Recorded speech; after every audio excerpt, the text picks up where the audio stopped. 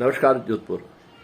अक्सर मेरे जो वीडियो है मेरे ही परिवार के, मेरे भांजा भांजी, मेरे रिश्तेदार जो बच्चे हैं जो मुझसे अत्यधिक प्रेम करते हैं, स्नेह करते हैं, आदर दिया करते हैं, वीडियो देखते हैं और बोलते हैं मामा हमारा वीडियो आप कब बनाएंगे। तो मेरी भांजी है नीति बोहरा, क्लास 9th में पढ़ती है। अजमेर में आप रहते हैं। पापा जो है लेक्चरर है और मेरी जो सिस्टर है वो हाउसवाइफ है। तो अगली बात जो होगी वो नीति बोहरा से होने वाली है। तो नमस्कार जोधपुर, मैं नीति बोहरा और आप सभी को इस होली के शुभ अवसर पर ढेर सारी बधाइयाँ।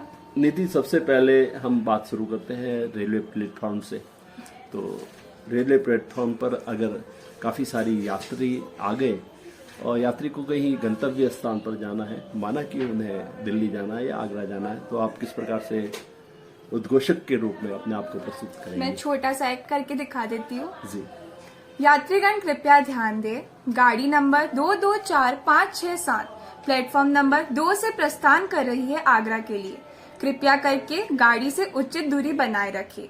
गाड़ी चलते समय उसमें ना बैठे ना उतरे। नीति, आप क्लास 9th की स्टूडेंट है और आपको गेम में भी रुचि है। कौन सा गेम आप खेलती है? मैं बास्केटबॉल खेलती हूँ। मैं अभी नेशनल में जाऊंगी, स्टेट लेवल प्लेयर हूँ। और मैं स्विमिंग में भी हूँ, डिस्ट्रिक्ट लेवल प्लेयर। और मैं जो शॉट पुट होता है जिसके अंदर गोला फेंकना होता है दूर तक, उसमें भी हूँ। मैं एथलीट भी हूँ। बास्केटबॉल के बारे में, एथलीट के बारे में कुछ जानकारी हमें देंगी ताकि आप जैसी बच्चियां जो गेम्स खेलना चाहे वो जा सके इसमें। जो इंडियन सोसाइटी है अभी भी उसमें स्पोर्ट्स के बेसिस पर डिस्क्रिमिनेशन होता है, गर्ल्स के लिए इक्वलिटी नहीं मिलती है।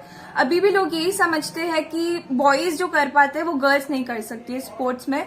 तो ये टोटली रॉन्ग है। अभी जो गवर्नमेंट है अपने भारत की जो है वो ऑर्गेनाइजेशंस ला रही है, जैसे खेलो इंडिया, SGFI, CBSE, इन तरफ से लड़कियों को आगे बढ़ाया जा रहा है गेम्स में, स्पोर्ट्स में, ताकि वो PV सिंधु, मैरी कॉम की तरह नाम रोशन कर सके देश का। आप क्या बनना चाहेंगे नीति? मेरे को भी आगे स्पोर्ट्स में ही जाना है, बास्केटबॉल में, और स्पोर्ट्स में ही अपना नाम करना है। नेशनल खेलने जाएंगी या स्टेट इस बार? फिलहाल मेरा एथलीट्स में हो रखा है, नेशनल में पटना जाऊंगी मैं, और आगे मेरे को बास्केटबॉल में भी जाना है। डिस्ट्रिक्ट लेवल पर आपने कहाँ तक मतलब क्या हासिल कर लिया है? कितने पदक जीते हैं बताइए। मैं बास्केटबॉल में तो 2 बार स्टेट में जीत चुकी हूँ। एक बार 8th पोजीशन लगी थी। और डिस्ट्रिक्ट्स में तो मैं कई बार हो रखे हैं। मैं 3rd क्लास से खेल रही हूँ जब मैं ऑलमोस्ट 9 इयर्स की थी। तो अभी तक कई सारे डिस्ट्रिक्ट्स खेल चुकी हूँ। कभी जीत मिली, कभी हार मिली, कभी गोल्ड मेडल तो कभी silver medal. Gold medal, silver medal, फिर भी आप खेल रहे हैं क्लास 3rd से, और अभी आप क्लास 9th में हैं। आ गई हूँ। 9th में आ गई हैं। तो बच्चे केवल घर पर मोबाइल पर ही देखते हैं। मोबाइल का तो शौक आपको भी होगा।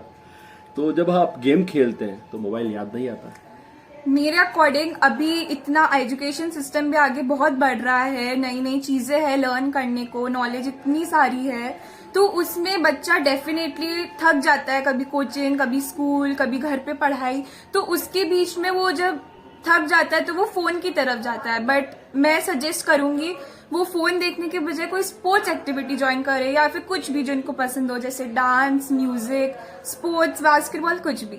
मुझे बास्केटबॉल पसंद था तो मैंने वो चुना। तो मैं जब बास्केटबॉल खेलती हूँ थकने के बाद तो मेरी थकान भी मिट जाती है और मुझे फोन की भी याद नहीं आती। नीति, आप अच्छा बोल लेती हैं, एंकरिंग बहुत अच्छा करती है। अभी सभी ने सुना होगा कि आपने रेलवे स्टेशन पर जो उद्घोषक बोलती है वैसे ही आप बोलती। ये बोलना कहाँ से सीखा आपने? जो मेरी मम्मी है जो कि एक होम मेकर है, और मेरी एक बड़ी दीदी भी है कृति बोहरा, जो भी इंजीनियरिंग कर रही है, कॉलेज में है, उससे। और मेरी मम्मी को भी बहुत शौक था एंकरिंग में। मेरी मम्मी स्काउट गाइड में रह चुकी है स्पोर्ट्स में, तो मेरा स्पोर्टिंग कल्चर मेरी मम्मी से आता है। और जो एंकरिंग का है वो मैंने मेरी दीदी को देख देख के सीखा है थोड़ा बहुत।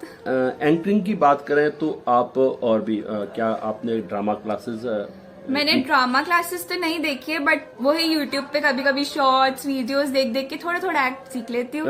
बिल्कुल। मेरे काफी मित्र हैं जो NSD से पास आउट है या ड्रामा कर रहे हैं, या एक छोटा सा रंगकर्मी मैं भी हूँ।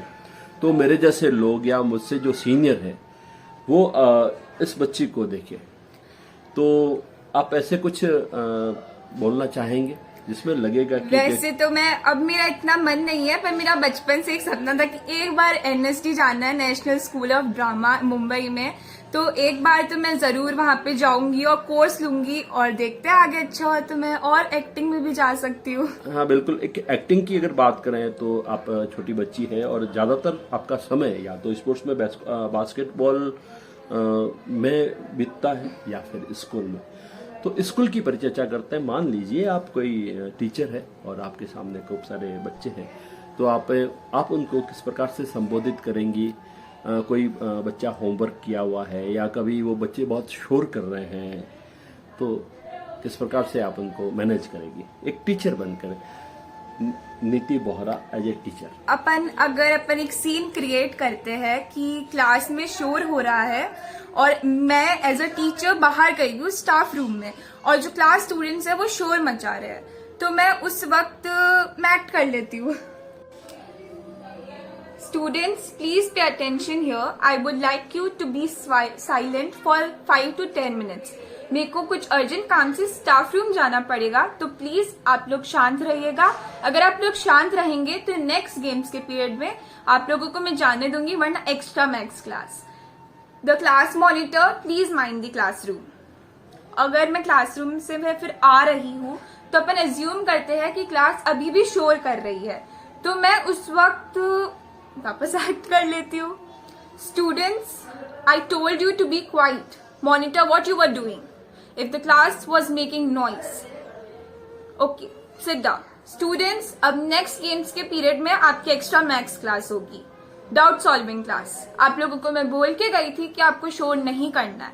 आप लोग 5 मिनट्स भी साइलेंट नहीं रह सकते क्या? इतना इंपॉर्टेंट है बात करना? आप सब लोगों के एग्जाम्स आ रहे हैं, आप लोग पढ़ाई करो।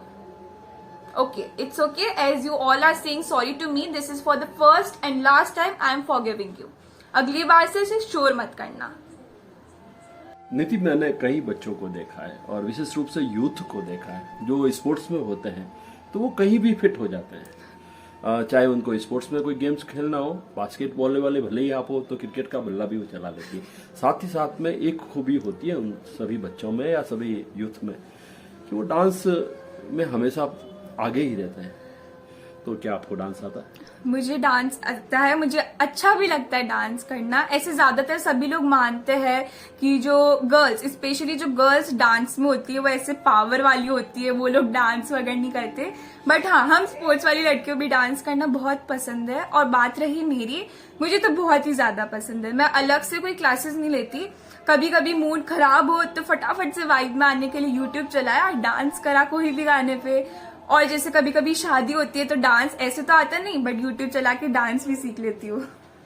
नीति, वैसे तो आप मेरी भांजी हैं, ठीक है, हम साथ साथ में, हम कहीं भी घर के काम से जाते हैं तो आप मेरे साथ में रहेगी।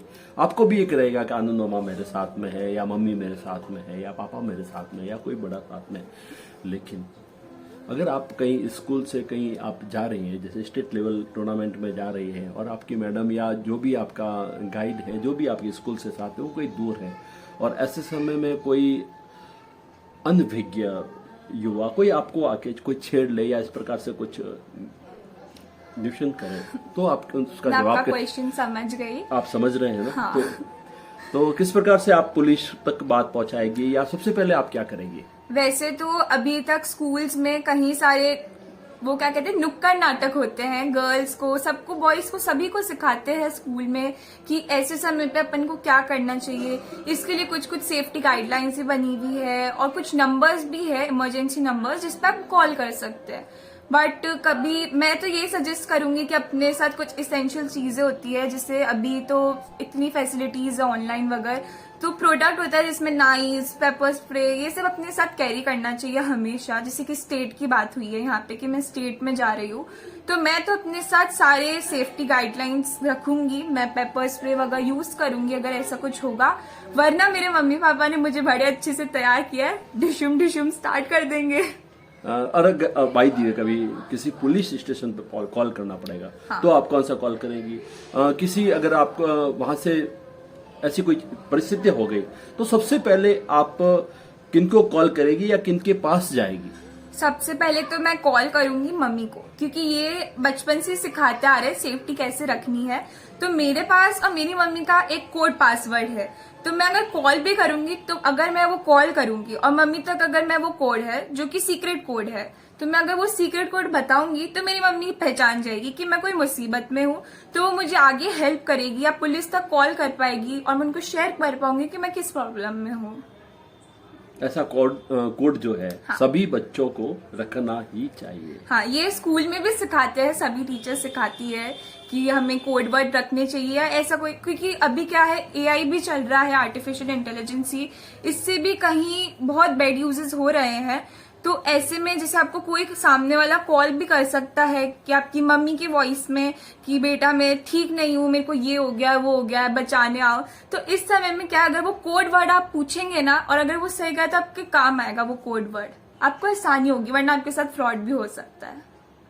नीति, इमेजिन करें आप कि कहीं आप आउट ऑफ अपने अजमेर से बाहर है, क्योंकि आप अजमेर में रहते हैं, अजमेर से बाहर है, स्टेट खेलने गए हुए, और ऐसे दरमियान आपके दोस्त जो साथ में वो फोन करती है कि नीति मुझे इतने रुपए चाहिए, 5,000 रुपये चाहिए, तो और आपके पास में, उसको मालूम है कि आपके पास में ये पैसे हैं, तो क्या वो पैसे आप उसको ट्रांसफर कर देगी? आप गूगल पे, फोन पे या जो भी पेटीएम यूज करती है उस दोस्त को मालूम है, क्या करेगी आप? वैसे तो मैं ऑनलाइन पेमेंट मेथड्स यूज नहीं करती हूँ, बट अगर अपन एज्यूम करते हैं कि अपने पास कैश भी है या फिर ऑनलाइन पेमेंट करना है, तो मैं सबसे पहले अपने पेरेंट्स से पूछूंगी क्या ये सही है देना, और उसके बाद अगर वो कहते हैं तो मेरी फ्रेंड्स में भी, जैसे मैंने आपको कोड वर्ड बताया था कि code password is a must in this generation, तो मैं उससे पूछूंगी कि कोड वर्ड क्या है, क्योंकि ऑब्वियसली वो मेरी क्लोज फ्रेंड है, तो मैं उससे वो कोड वर्ड पूछूंगी। एक आखिरी सवाल, और अमूमन क्योंकि आप मेरी भांजी है, सबको मालूम है, लोग क्या सोचेंगे, क्या फर्क पड़ता है आपको इससे? लोग क्या सोचेंगे, मुझे उससे कुछ भी फर्क नहीं पड़ता। इनफैक्ट जो मेरी जनरेशन है, मैं जेनजी से बिलोंग करती हूँ, और जितनी भी जेनजीज है मैं जैसे उनके सबके साथ उठती बैठती रहती हूँ, मिलती हूँ, स्टेट्स में या स्कूल में मिलती हूँ, तो मैंने तो एक ही चीज देखी है कि जो जेनजी है या आजकल के जो बच्चे हैं, युवा है, उनको कुछ फर्क नहीं पड़ता लोग क्या कहेंगे, रिश्तेदार क्या कहेंगे। उनको किसी चीज से फर्क पड़ता है तो वह है अपने माता पिता, उनके पेरेंट्स क्या सोच रहे हैं। अगर वो पेरेंट्स खुश है तो हम बच्चे भी खुश है, हम जो भी कर रहे हैं वो सिर्फ हमारे पेरेंट्स के लिए कर रहे हैं। और तेरा मामा क्या सोचेगा? मामा भी पेरेंट्स में ही आती है, फैमिली मेंबर सब माता पिता समान, मासी माँ के समान, सब एक समान, माँ के बाद मामा। नीति, आपसे बात करके हमें बहुत अच्छा लगा। बहुत छोटी हैं आप, और बता दूं आपको, मेरी प्रिय भांजी है नीति पहरा, और अजमेर में आप है क्लास 9th स्टूडेंट, क्लास 9 की आप स्टूडेंट है। एथलेटिक, बास्केटबॉल और बहुत से गेम आप खेलती है, और प्यारी सी बच्ची है, और मुझे मालूम था इसके बारे में बहुत कुछ, और ये वीडियो मैंने इसलिए बनाया कि आने वाले बच्चे इसको देखकर भी आगे बढ़ सके। स्पोर्ट्स में भी एक जो है एक मुकाम होता है, हम उस लाइन से, और जैसे कि हमारे माननीय प्रधानमंत्री श्री नरेंद्र जी मोदी महिला सशक्तिकरण को लेकर भी बात कर रहे हैं, और हो सकता है कि आप एक दिन उनके मन की बात में आप उनके मन में जाएं। और मुझे नहीं पता कि ये वीडियो कहाँ तक, कब, किन किन लोगों तक पहुंचेगा, परंतु मेरा मन ऐसा कहता है एक दिन ऐसा आएगा, वो चाहे समय लग जाए 2 साल, 4 साल, 5 साल और भी ज्यादा साल, कि मेरी भांजी एक दिन न केवल जोधपुर का, न केवल इस प्रदेश का, वरन मेरे इस भारत का, राष्ट्र का नाम आप रोशन करेंगे। मैं भी एक आखिरी बात कहना चाहती हूँ, ये जितने भी लोग अभी देख रहे हैं मुझे, मैं चाहती हूँ कि आप इसे ज्यादा से ज्यादा फॉरवर्ड करें, ताकि मेरे जैसे और भी बच्चे जो है, और भी जितनी लड़कियां, उनकी बात आगे तक पहुंचे और देश का ही कल्याण हो। Thank you. Thank you, bye.